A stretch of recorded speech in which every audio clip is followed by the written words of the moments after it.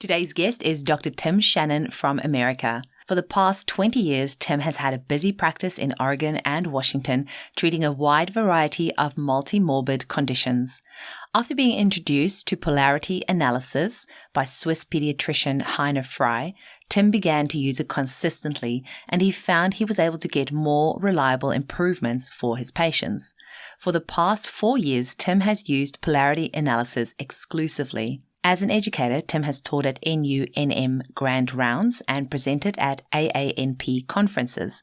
His published work includes articles in the Naturopathic Doctor News and Review, Simillimum, and other current journals. You can find out more about Polarity Analysis at www.polarityanalysis.com. That's POLARITY analysis.com. Thanks for listening. Welcome to the Homeopathy Hangout, where we discuss all things homeopathy from around the world. And now my mum and your host, Eugenie Kruger. Hello, homies, and a very warm welcome to Homeopathy Hangout. Today, we get to hang out with Dr. Tim Shannon in Olympia, Washington, USA. Welcome to the show, Tim. Thank you. It's really lovely to have you on because I've asked you to come and speak on a topic that I am really passionate about learning more about, polarity analysis. That's the problem with this show. I hear about all these different things and then I think, I want to find out more about that. But there's something about polarity analysis that really resonates with me. I've tried looking a little bit online, but it's still a bit confusing. So I'm really looking forward to getting down to the nitty-gritty with you today. But before we get into all the good stuff, can you tell our listeners how you were first introduced to homeopathy? Well, 40 years ago, probably. I was a young carpenter working in Manhattan, in New York, and I had a fracture of my L5 vertebrae many years younger, doing knucklehead things that boys do at times, climbing cliffs and falling off cliffs and stuff. But in my 20s, I had some chronic low back pain and some depression. And it's so long ago, I don't remember the details all that much, but someone referred me to this fellow who we called a homeopath, and I didn't really know anything about it. And I went to see this guy, and he talked to me for an hour and a half or so, and then he gave me a little powder of something. And then I left, and he said to come back in 6 weeks or 8 weeks, I don't remember. And I think he was a high-potency prescriber, so I think it was a 10M, if I'm not mistaken. So then I came back 6 or 8 weeks later, and he said, "So, how you doing? Did that medicine help?" And I said, "I don't think that powder did anything." And he said, "Oh, so you're still having the back pain?" And I said, "Was I having back pain?" And he said, "Well, yeah, that's what you told me. That's one of the reasons you came." And I said, "Oh, well, I guess maybe that's better. I haven't really had back pain." And he said, "What about the depression?" And I said, "Was I depressed too?" He goes, "Well, those were the reasons you said you were coming." And I was like, well, okay, I guess I'm not doing so bad then. I had to mute myself because I was laughing so hard in the background because homeopaths can relate to exactly that story, hey? Yeah, so that was kind of my beginning. That kind of woke me up a bit. I started reading about it and so forth. And then maybe a decade later, I decided to go to naturopathic college, primarily to learn homeopathy, which is pretty much what I did. I went through all the courses and passed my classes and all that, but really I was meaning to be there to be a homeopath. And then have the advantage of being able to order x-rays for people and, other care. So that's been a real boon for me to be able to order things and get blood work and all that kind of stuff. But yeah, that's my beginnings, humble as they may be.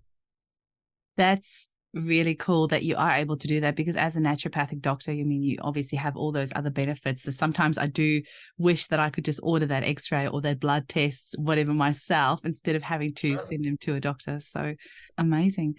Now, talk to us a bit about polarity analysis, because you didn't start out with that straight away, right? You kind of did your journey and then you came across polarity analysis. Talk to us about that journey and what was it about polarity analysis? Because from what I was reading up on you, it sounds like you're almost using that exclusively now the last few years. Right. Yeah. Well, I'm a very strange case for sure, in the sense that when I went to school and started learning homeopathy, I pretty much did like what I think a lot of homeopaths do. They kind of look at the menu of homeopathic superstars in the world and say, wow, let me see what this guy's like and that guy's like. And so, I went to many Sankaran conferences that were coming, that came in the area. Paul Herskew, I trained with him and his cycle and segments methodology.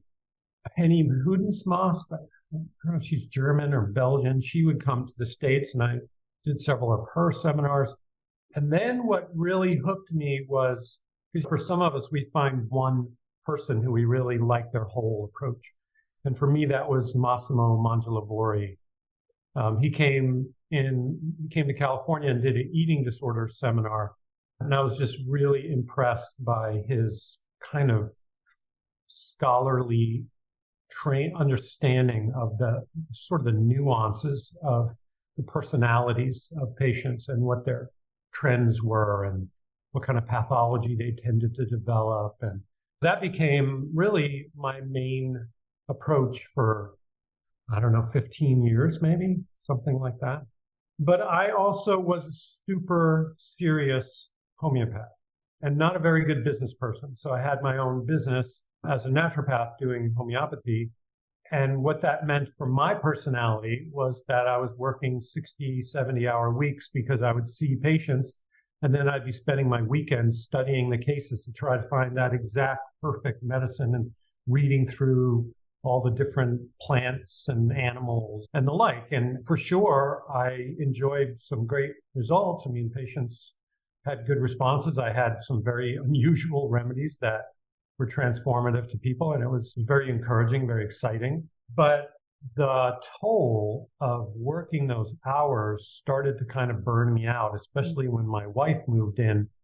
She was like, you're no fun to be around because there's no time to be with you. You're studying all these cases all weekend long. And so at some point I kind of burned out and was kind of honestly looking for a different line of work because, I had a lot of expenses from medical school.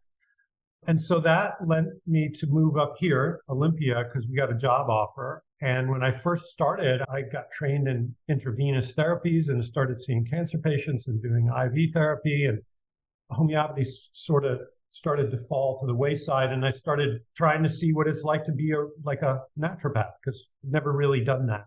And in the process, a patient would come in and they'd have a daughter that was very jealous or something.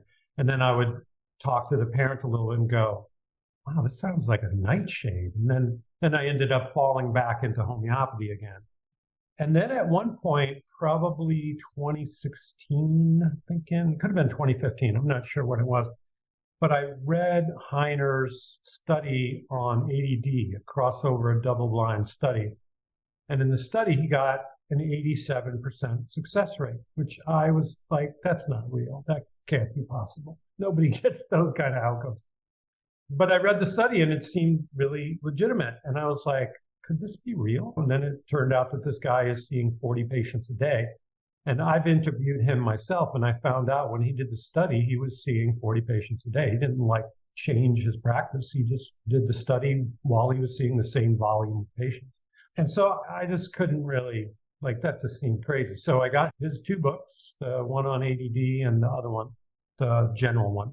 And, at that point, my practice had changed because when I moved from where I was in Oregon to Washington, in Washington, we bill insurance for patients, which meant that I couldn't sit down with patients for 2 hours or 2.5 hours for an intake like I used to do. So now the max I could really see a patient realistically was 60 minutes, 45 minutes for a new intake. So that kind of made me think, I wonder if this system can work. And so I started using it. I would see some patients using my old Massimo approach, and then I would do the polarity analysis method with people either that I had failed to help with the Massimo approach or just people that I thought for some reason they might be a good trial. And right away, I was surprised, really shocked by how easy the system is to get great outcomes on even, objectively very challenging pathology and health complaints. And that gradually, over the course of maybe a year, converted me to the point where I rarely ever did the Massimo approach. I never take cases home anymore. I don't have to. I can prescribe at the visit, and with generally pretty good confidence that turns out to be right. The medicine works. So for me, it's been a complete turnaround, something I never would have predicted. Like if you would have told me something about polarity analysis when I was deep into the Massimo approach, I probably would have laughed and said, yeah, but it's not a deep enough approach. It's not getting to the soul of the patient and the like. And it is a different animal. It's definitely a different approach. But at least in my practice, it's become just a very routine process where there's a range of different health complaints that I'm not saying I can help every one of those patients, but more often than not. I don't know what the numbers are because I've never really tracked my outcomes, so I don't know for sure. But I can say for sure that when it comes to things like ADD, migraines, anxiety, depression, those are all routinely straightforward. They're not complex cases to solve with polarity analysis. That says a lot because those are all very tricky things to treat in general in clinic, especially migraines. That's one that I find quite tricky. I've had really good, I wouldn't say really good results. I'd say with migraines, maybe 50-50 because it depends on so many different things. But migraines especially, and I actually once asked one of my mentors, she's got like 40 years experience. I said to her, what's your success rate like in migraines? Because I feel like I'm not having as good success as I do with many of my other complaints. And then she said as well, probably like 50-50.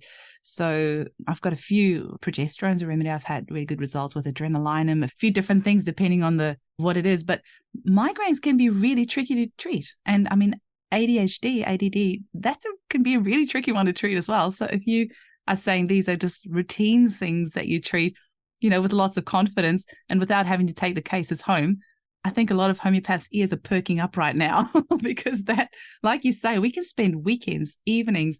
A lot of the homeopaths partners, unless they're homeopaths themselves, are not very impressed with the amount of time that we spend outside working on cases. Yeah, I think there's been some divorces as a consequence. Yeah, it wouldn't surprise me. Yeah. So, like, in terms of what you're saying, there's many things that I think are really conspicuous about what Heiner has done.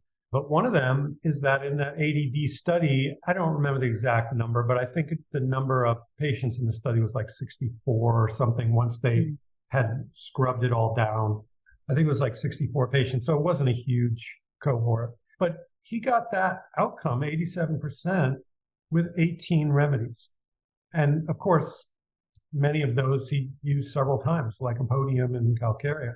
And so in my experience, a lot of times the differential using polarity analysis is, especially for ADD, it's fairly routine. You'd be surprised by how commonly Lycopodium works for kids that are aggressive or a little dictatorial with their parents. I mean, for sure, there are cases, we have our ADD kids that they pull on their bossy pants, so to speak, and tell mom what to do when they get angry and so on.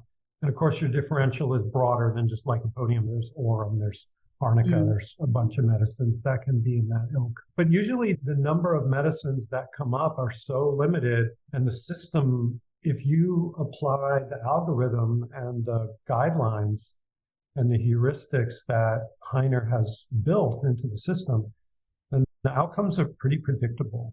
It's an amazing thing that I just never would have even thought of if my circumstance hadn't changed. I was working in a practice now where I couldn't see people for 2.5 hours.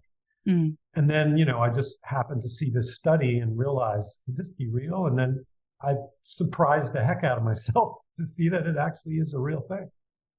Well, Tim, I think we've teased our listeners enough. Now let's tell them what is polarity analysis, because I think many of them might not have heard what it is. So tell them what it is and what it's based on, and go from there. So polarity analysis is based on Bonninghausen's pocketbook repertory, which I never really touched. I never used prior to this. But what it is it's not, because there's also plenty of good homeopaths who are just using the TBR2 or George Demetriadis's version of the Bonninghausen repertory. I believe Heiner uses a different, more modern rewrite of the Bonninghausen's pocketbook. I think it's by a German physician by the name of Gipser, or I don't know how you pronounce his name, but I think he's the publisher of the version of the pocketbook that Heiner uses in his system. But what Heiner did was, because he's a medical doctor, and a lot of times medical doctors are acclimated to seeing high volumes of patients every day. He had been trained in the Bonninghausen's pocketbook, but he found that it really limited, using homeopathy in his pediatric practice, really limited how many patients he could see and help in a day. And he started realizing, as he was using the pocketbook, that there were a whole host of rubrics in the pocketbook that often would lead him away from the similmum. So, for instance, he started using the pocketbook and computerizing it and simplifying the system. Like, for instance, I think the pocketbook has about 3,000 rubrics, if I'm not mistaken. Could be wrong. But I think the whole repertory is something like 3,000 rubrics. And what he did is he used something called Bayesian analytics, which is a form of math that's based on trying to calculate the probability that a remedy, or in this case, that a particular symptom modifier or modality, like getting cold aggravates or light aggravates. So any of those common modalities, he started realizing, and I think this is something he said that Bonninghausen has written about, or Hahnemann has written about, is that the most important rubrics in the Bonninghausen repertory are what's called polar rubrics. So that means rubrics that talk about the dynamic change that happens, like, okay, let's talk about migraines, for instance. So patient doesn't have migraines, right? So right now they don't have one, and then they start getting a migraine. So when they start getting a migraine, there's a whole range of different changes that their physiology manifests, like their eyes become photophobic. They can't bend over because bending over causes their head to pound. Some people, they notice their heart rate increases, or they totally lose their appetite. So what he found is when you take rubrics that are polar, meaning you either lose your appetite with migraines or you get hungrier with migraine, which is something I've never seen so far. Usually it's you lose your appetite. But he started realizing, looking at rubrics that are polar opposites, like the person now with their headaches, they get a chill when they get a headache, or they get overheated and they got to take layers off, or they got to open a window and get fresh air. All of those have polar opposites. Like, you're either better by cold or you're better by hot. You're better by Lyme or you're worse by Lyme. And so basically he took the whole 3,000 rubrics down to about 164 that we use that are called polar green rubrics. And he had treated patients. The way he came to those is, first he started itemizing or prioritizing using almost exclusively polar rubrics because he found them to be incredibly reliable. But even then, he started kind of using an analysis where, let's say he took a migraine patient and it took him 5 tries to find or 4 trials to find a medicine that ended up solving the case. So then he did an analysis and he started looking at some of the rubrics that had led him away from the medicine that eventually cured the case. And he did this over thousands of cases. And he started calculating which rubrics routinely were unreliable. And he shaded them red because they more often would lead you away from the curative medicine than towards it. Then he had other rubrics that were equivocal, meaning they sometimes were helpful and sometimes would lead you away.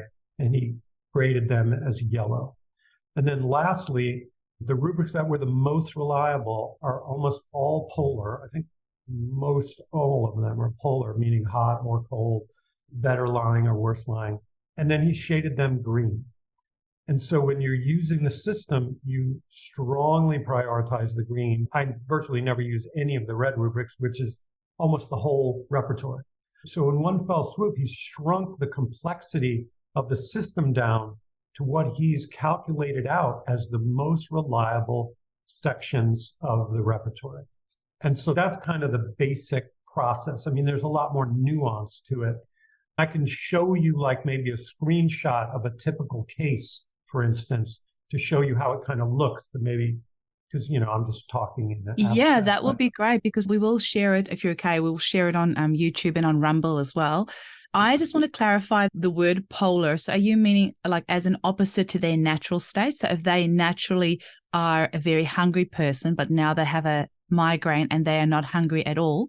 Or do you mean, like, I'm just trying to clarify that part a little bit. And I think I'm confusing myself because I watched a couple of videos of Heiner online and read a few things. And he was saying, for example, pulsatilla is thirstless. If you look at thirstlessness, pulsatilla will be in there. But also if you look at thirst, pulsatilla will be in there. You know how sometimes the same remedy will be in polar opposite rubrics. So then I was wondering, is that depending on the polarity with that, or? So polar is the simple description that you mentioned initially, that if you have migraines and you normally have a normal or high hunger, and then it gets blunted with a migraine, then you would use that. That's a polar opposite to their norm. To their norm. Okay. So that's, okay. But polar, I shouldn't say it that way. I should say polar opposites means someone's hungrier or less hungry. Somebody has a higher sex drive or a lower sex drive as a consequence of their Lyme disease or whatever it is. And so that's what you're looking for. What you're looking for is if this is the patient when they're asymptomatic or minorly symptomatic, and then their arthritis flares, then you're gathering basic polar symptoms like the person gets much more inflamed from being in a damp context. Or some patients with arthritis, once they start moving, the Rus-Tox variant, then it starts to oil up their synovial fluids and then they feel better from their pain. And you have other patients, the more they move, the worse it gets. So you're tracking how each of those polar changes occur that are deviations from their normal health. Okay, so their natural state, and then with all of their symptoms, what is the biggest variant of what is their natural state? Yeah. So like I'm looking at a couple of cases here. I'm trying to see if there's one here that would be kind of fun to walk through because there's an easy way to remove the name of the patient. So here's an example. So this is a woman in her 30s. She's post-COVID. And since COVID, she's had this right air congestion, lethargy, depression, and a partial hearing loss. Okay, so this was real recent. This is June 22nd. So in her case, she noticed that when she was lying on her right side, that congestion got worse, that she's now getting these kind of flushes of heat. And when she does, she's concomitantly, she doesn't take off covers. She just keeps them on. She's better with her symptoms, when she's overall moving rather than being idle, but she's become more movement averse since COVID. Meaning she's more fatigued, and so then it's harder for her to get herself out of bed and get moving. She's having difficulty hearing. So you can see this is shaded yellow, which is a rubric we tend to use less often because these green ones, they all have a P on them, meaning they have a polar opposite, like the opposite of lying on the right side worse would be lying on the left side worse, or lying on the right side better. That's another polar opposite.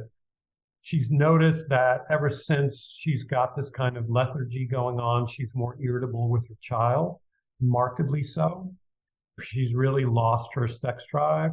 When she wakes up in the morning, she wakes into symptoms. So she wakes into feeling lethargy and depression. And there's the actual symptom of depression or sadness.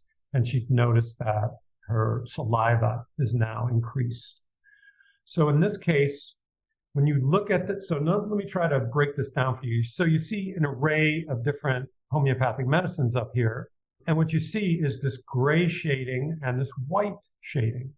So the gray shading shows that these remedies have been ruled out by the system because, well, let me show you an example. Let's look at Hepar, for example. First, I have to talk about the genius of a remedy versus indicators for a remedy that are more tenuous. So the grading in Boninghausen's repertory suggests that if the grading is a 1, like lying on the right side for conium is a 1, that means that in the proving for conium, infrequently lying on the right side makes it worse. Okay. But for Mag-Muir, for heat with aversion to uncover, that's been shown to be multiple times in approving. So that gets graded as a 2 by Bonninghausen. Now, heat with aversion to uncover for Caniam is a 3. So 3, 4, and 5 are what's referred to as the genius of that remedy. Because lots of remedies, for instance, Ignatia is also listed for heat with aversion to uncover, but only in a rare instances in provings. Whereas in Caniam, it's not only been shown in multiple times in provings, but it's also cured cases.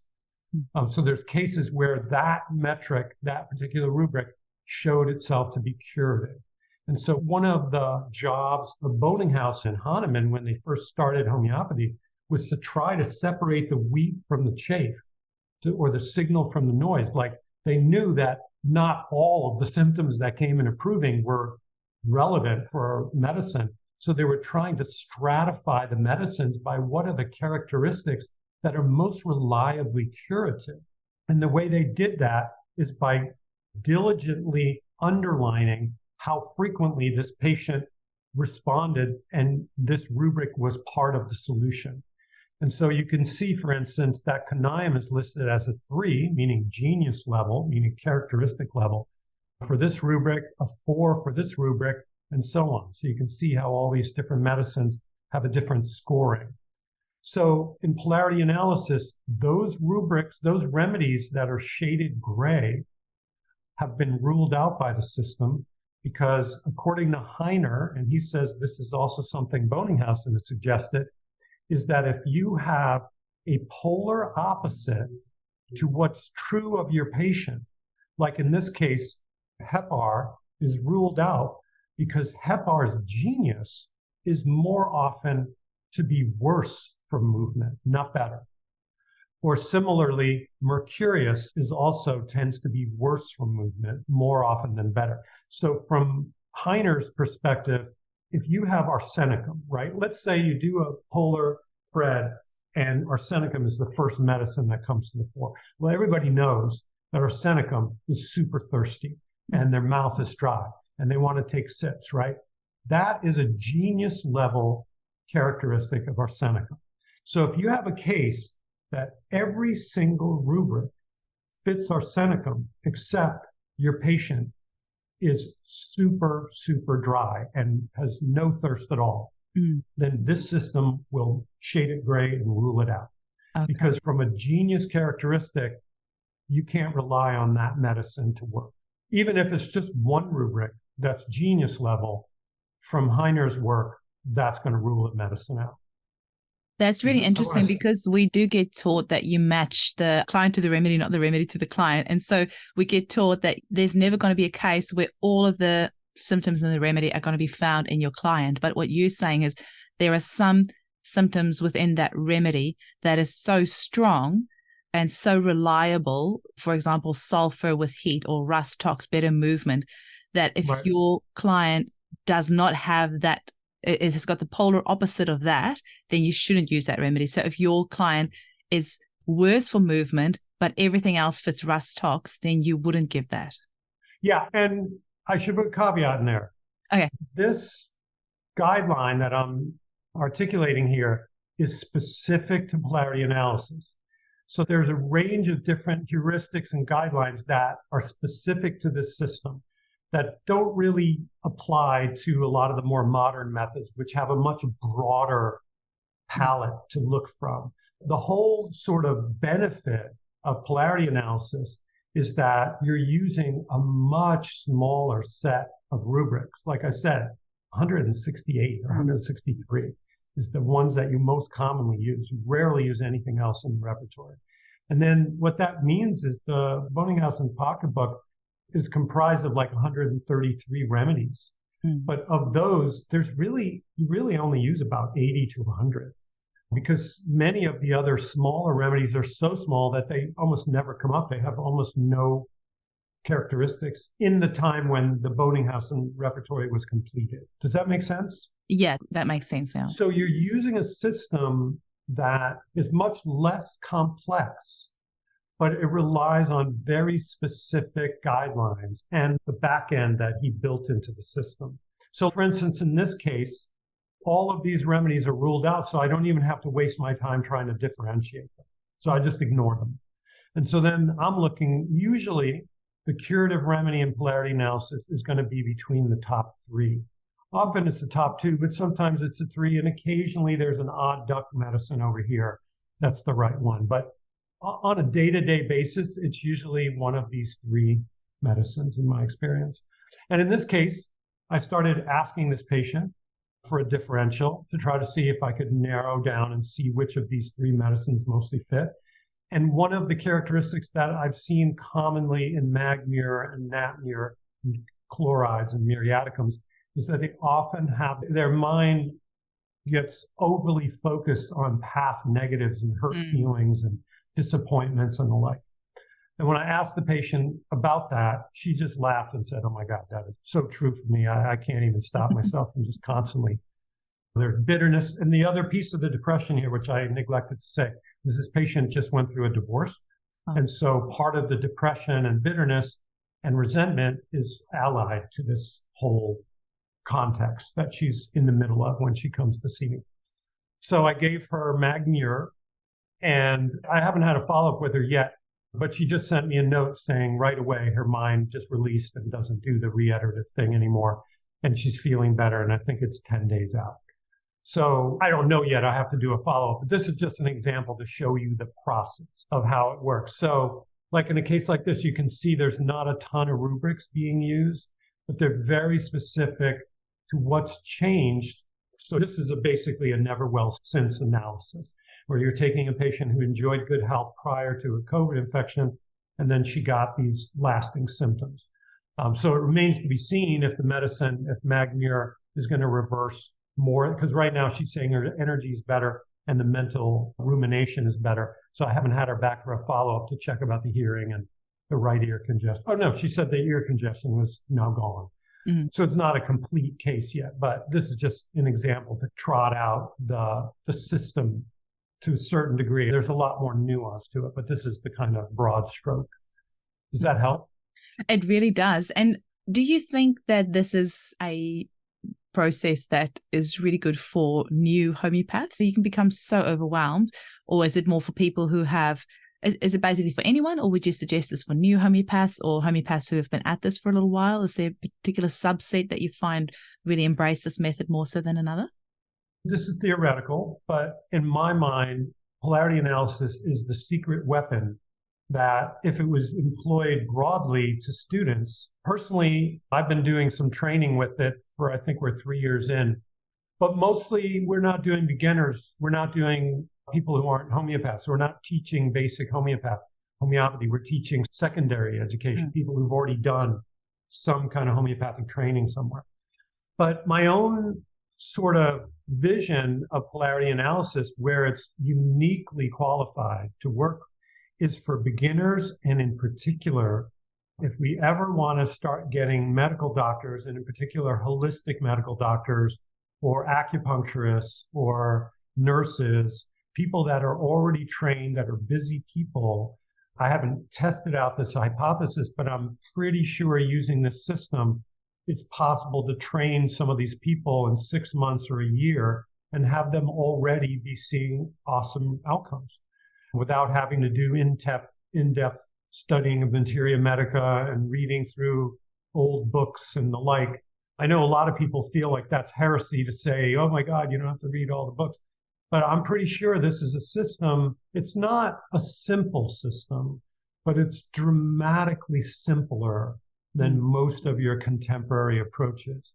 And the possibility to start getting good outcomes right away is so much, in my biased opinion, is so much more likely with a method like this than using a lot of what the modern approaches like that I used to use are. I think those are forever learning new medicine.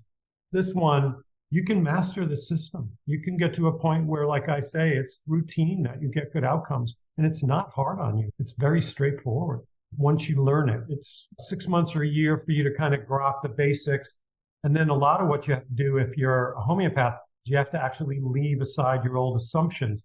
So some of the slowness of learning it is actually, especially when I'm teaching people, is they often make the mistake of using polarity analysis and without thinking about it, adding some of their own training, which then ends up cluttering their spread and makes it more complex than it really should be. And then they don't get the good outcome.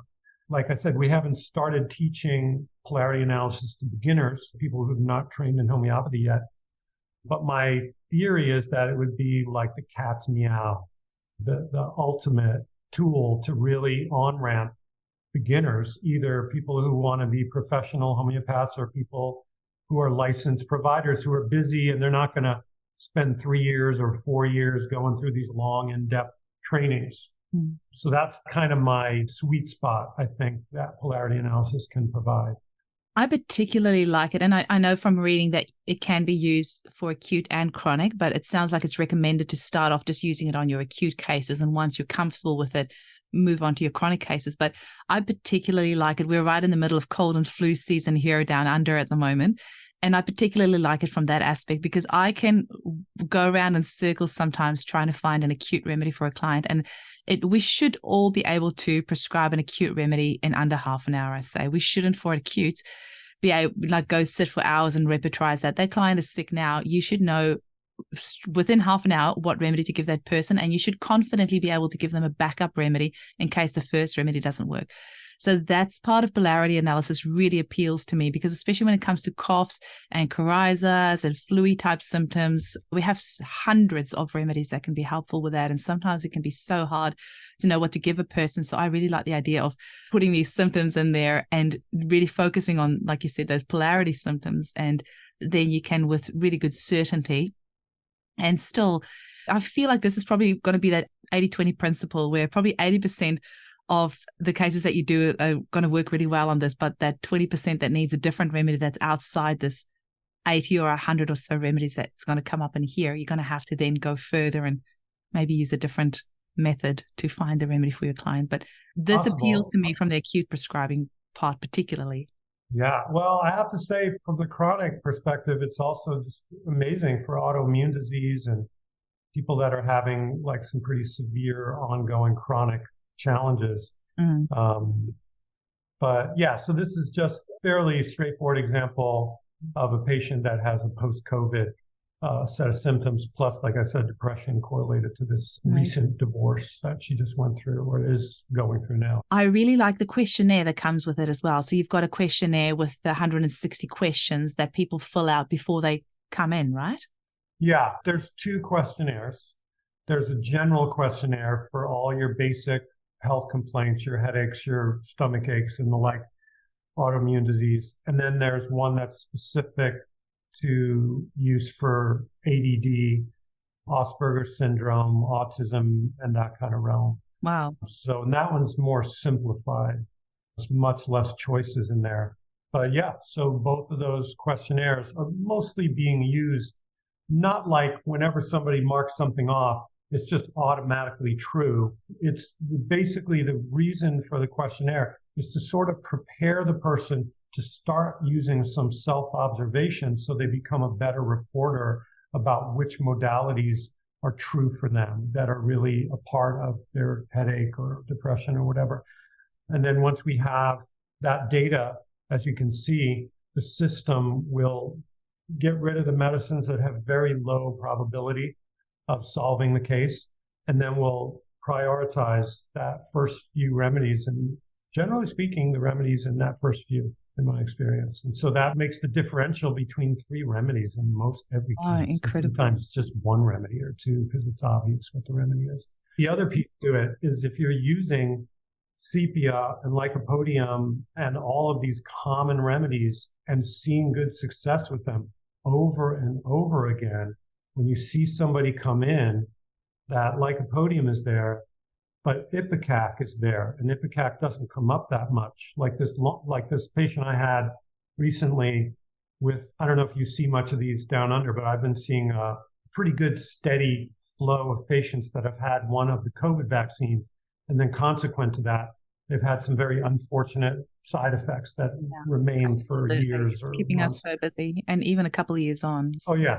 But this one patient, for instance, I had, because I so routinely know the characteristics of lycopodium and sepia, they came up first, but Ipecac was the next one up.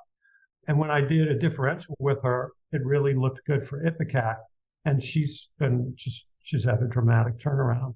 So that's one of the great things about when you get to know old familiar medicines and see all the different realms, that sometimes you're surprised how commonly, like I'm surprised how commonly aconite cures long-term seasonal allergies. I never would have thought that. I have many cases where aconite just ends and then years later, they don't get allergies anymore. So I'm also discovering different ways to use medicines that I thought were in this kind of keynote realm. Like I have a graphites, you often think about skin cases. Well, I have great ADD cases with graphites. I have great gastroenteritis cases with graphites. You just start to learn all the different facets of those remedies, but it also helps you when a small remedy like hyoscyamus comes up. In this system, hyoscyamus is very small. Stramonium is very rarely seen. But when it comes up, or like I just had a case of somebody who came in for anxiety attacks, and to my surprise, opium came up, which almost never comes up in this system. It's very rare. And this guy even had the keynote of lying, obsessions, and so on. And now he's just like, his anxiety is so much better. I never would have thought that this guy's anxiety was an opium anxiety, but the system just figured it out. So it's an amazing discovery process for me as a homeopath. And it really broadens my materia medica to get way beyond just keynotes and what we've all been taught. You have completely sold me. Where do I sign up for your course? There's a website. I think it's literally just Polarity Analysis, those two words together.com. I believe that's it. Yeah, I think I still have it up because I was looking at it last night. Let me just go double check. So for our listeners, you can go to polarityanalysis, just one word, .com. And just find out more about the courses, your 2023 schedule. It says autumn. So is that, here we go, the dates. So you've got an autumn starting in September. It has the dates. We do 2 trainings, 3.5-month trainings per year. We used to do 3, but now we're doing 2. The other thing is, I tell people this all the time. The way I learned polarity analysis was reading through the books and going through all the examples like he says in the book. So you can totally learn it on your own. I would hope that the advantage of being trained through our system is that, given that I've now worked through 2,500 cases or something using the system, I have some pretty good expertise about some of the nuances and a lot of the basics. So hopefully it'll make it a little faster than it took me to learn from the book. But you can learn it from the book. The books are excellent, especially if you do exactly what he says, which is what I did. He has 50 examples in the first book, the general book. And if you just do what he did, just put them into the system and read through and try to solve it yourself. I did that with all 50, and then I did it with the ADD one before I started using the system. And that was enough to get me good outcomes right away. Certainly people are welcome to join our class, but you can also learn it from the book. So amazing. And the software, so do you subscribe to the software or can you purchase it outright, or how does that work? The software is web-based. It's something that Heiner puts up. It's $12 a month for 2 years, and then it's free thereafter. Okay. If you join our class, I think they give it to you for free for the whole class for like the first 3 or 4 months. Okay. And then you got to pay the $12 a month. Oh, amazing. Yeah. Not very expensive that way, honestly. Tim, thank you so much for coming and blowing our minds today about polarity analysis. I'm really excited about getting started on this. Is there any final message that you want to leave our listeners with? And is the best place to get hold of you just polarityanalysis.com, or is there any other place that you prefer people reach out to you if they want to know more? I think the website is probably a good way to go. There's a woman by the name of Marjorie she's kind of my right-hand woman, I guess you could call it. So she's kind of the backup that kind of fields people who want to do the training. Or the other thing we do with the training is we do live Zoom patients. So patients unknown to me, somebody sends a patient with migraines or depression or whatever. And then I just take the case and model it and show how to build the repertory for it. And then we do all the follow-ups with the patient. So that way students can see exactly how the process gets done consistently. And any final messages you want to leave us with? I just think it's a wonderful gift to homeopathy. I hope as a community, we start picking up on systems that are easier for people to learn. I think this has really blown me away. That's for sure. Compared to what the kind of work I did in 70-hour weeks, it's a blessing. It's a blessing, and it's bizarre. It's like the paradox of homeopathy. You actually help, or me, I help way more patients with way less work with tiny amounts of remedies, where I used to think the more remedies you know and the more theories you know, you're able to help more people. But that never happened for me. I got to a point where I was able to help a certain amount of people, but then I learned more and more remedies, but it didn't equate to helping more people. So this is the system that, for me anyway, really changed that dramatically. And it sounds like the core of what Hahnemann was all about, really, is like getting it back to basics. I think a lot of the provings and things that we do these days with all these unusual remedies is more for our entertainment as homeopaths, because it's fun to say, I prescribe T-Rex for somebody, or the milk of a lion, or the feather of a, whatever. It's exciting. It's exciting. But you know what? Back to basics. At the end of the day, we want to help as many people as possible. And it doesn't have to be either or, of course. I think I would just say it's particularly suited for beginners who just, they want to be able to succeed right off. And one of the ways you can do that.